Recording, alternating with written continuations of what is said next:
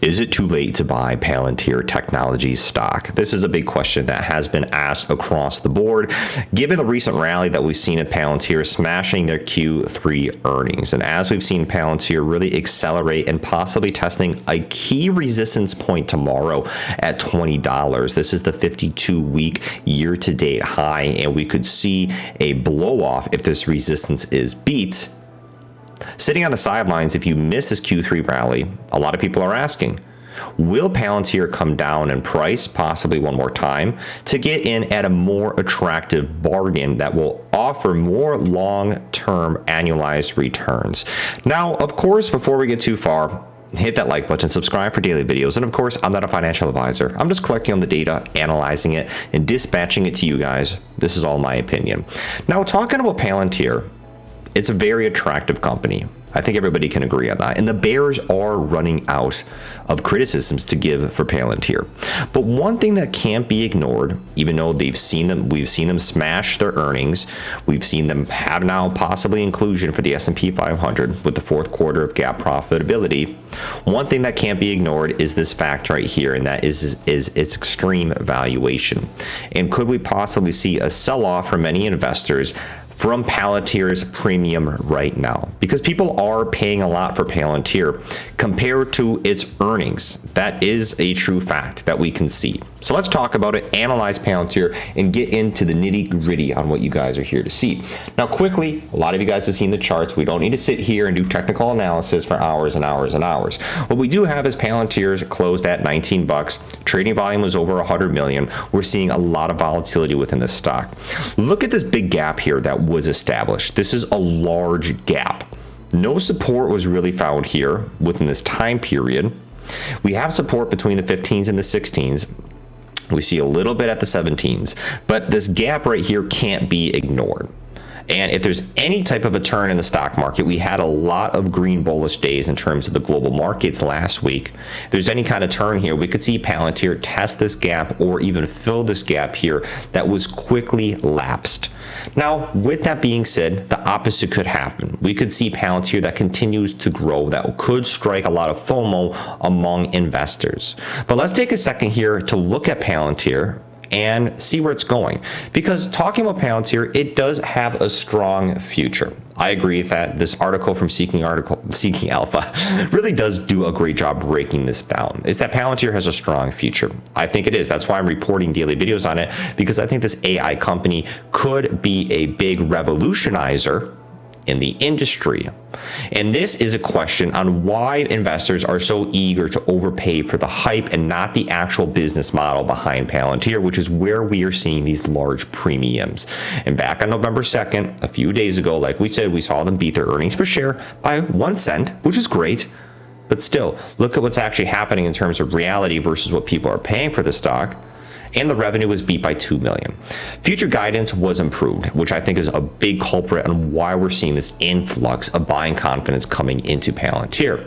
But what we have seen is the enterprise software company, PLTR, actually reversed the downtrend in the growth rate. And Palantir has seen a growth decelerate to only 12.8% in the Q2, and that rate jumped back up to 16.8% into the September quarter, which is great.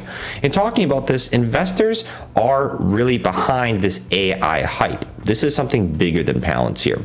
This AI bubble that we've seen in the beginning of 2023 with the virality of artificial intelligence. So talking about this, saying that Palantir is one of the best companies, we're seeing high price targets still at $25. Being kind of realistic here, we're only $6 away from those high price targets at about 25 bucks. Talking about this is implying a 32% upside in the stock. And not only did Palantir just report a 16% growth rate, but it also guided to its Q4 of 2023 for revenues about 599 to 600 million, applying an 18% growth. Now, these are hardly software industry leading. And talking about that, especially with NVIDIA right here, with revenues soaring as a comparison. They soared over 100% in terms of revenues.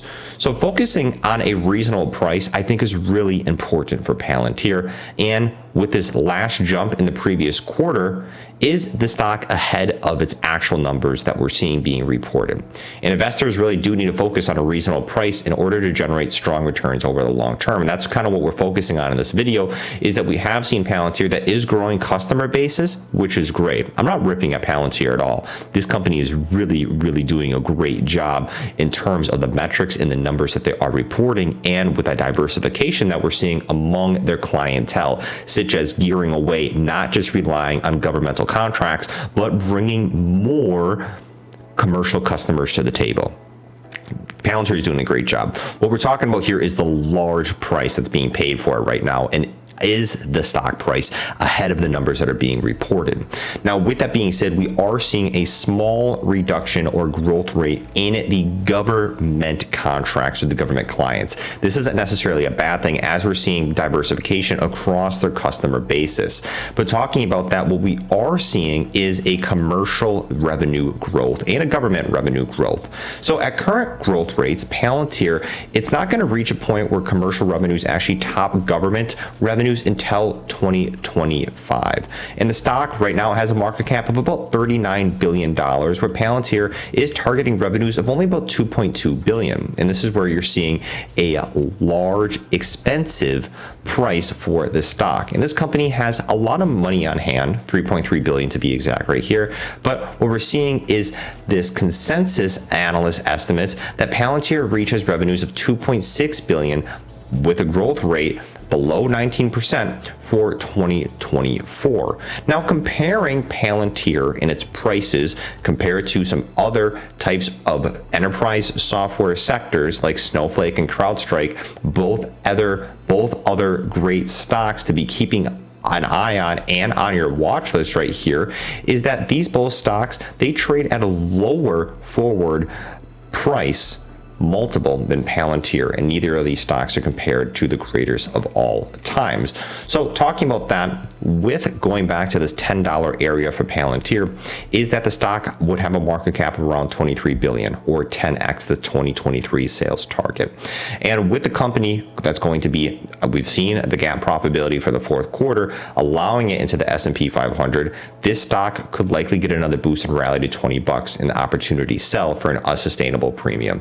So the takeaway here for Palantir is that it does have an impressive business opportunity. I agree with that in the enterprise AR market. However, due to the large price explosion and exponential growth that we have seen, is there too much hype behind the stock right now, and could we get in at lower prices? I think that is entirely possible. Now, of course, that is my opinion. There could be a chance that we never see Palantir drop below $15 again. However, I think if people are sitting on the sidelines right now, and if I'm going to be sitting on the sidelines for Palantir, why not wait for possibly a reduction of the price and not get in behind this nearly 30% rally? That's where a lot of big questions are on the table and looking at Palantir. Like I said, I think it's still a great company to say nonetheless. However, I just don't know if it personally, it'd be worth paying for this high valuation right now. And that's where we sit for Palantir, is talking about it. Does it deserve this premium valuation, and is it to buy? I think getting in on this most recent rally, trying to place all your eggs in one basket and think that this is going to continue forever, is a little bit on the hopium and the unrealistic side. I'm not being a bear here, just being completely realistic. I hope you guys understand that.